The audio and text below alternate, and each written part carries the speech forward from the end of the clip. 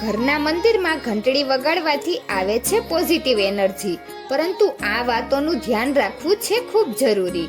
ભારત ઉપરાંત ચીનના લોકોએ પણ આ વાત સમજી ગયા અને આજે બજારમાં વિવિધ પ્રકારના વિન્ડ ચાઇમ્સ ઉપલબ્ધ છે.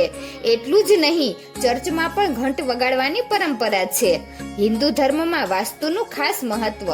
જાણો ઘરમાં શા માટે વગાડવામાં આવે છે ઘંટ. પોઝિટિવ અને નેગેટિવ એનર્જીનો સંચાર. હિન્દુ ધર્મમાં વાસ્તુનું ખાસ મહત્વ છે.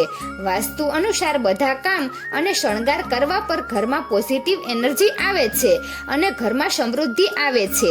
ત્યાં જ વાસ્તુના ઓપોઝિટ કામ કરવા પર ઘરમાં નેગેટિવ એનર્જી ઘરમાં આવે છે. ઘંટ વગાડવાનું માનવામાં આવે છે શુભ. વાસ્તુશાસ્ત્રમાં આજે અમે તમને ઘંટની સ્થાપના વિશે જણાવીએ. યોગીની તંત્રમાં કહેવામાં આવ્યું છે કે શિવના મંદિરમાં ભલ્લક, સૂર્યના મંદિર શંખ અને દુર્ગાના મંદિરમાં વાંસળી અથવા માધુરી ન વગાડવી જોઈએ. જયસિંહ કલ્પદ્રુમ અનુસાર પૂજા સમયે ઘંટ કે ઘંટડી વગાડવું હંમેશા શુભ હોય છે. નકારાત્મક ઉર્જાને દૂર કરે છે ઘંટ. ઘંટને સર્વવ્યાપી માનવામાં આવે છે. ભારત ઉપરાંત ચીનના લોકો પણ આ વાત સમજી ગયા અને આજે બજારમાં વિવિધ પ્રકારના વિન્ડ ચાઇમ ઉપલબ્ધ છે.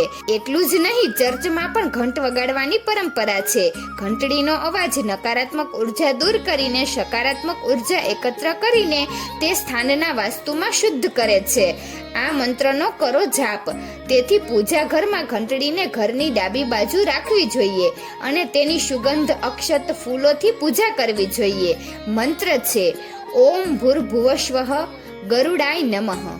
તો મિત્રો, તમને આ વિડીયો કેવો લાગ્યો જરૂરથી કમેન્ટ કરજો.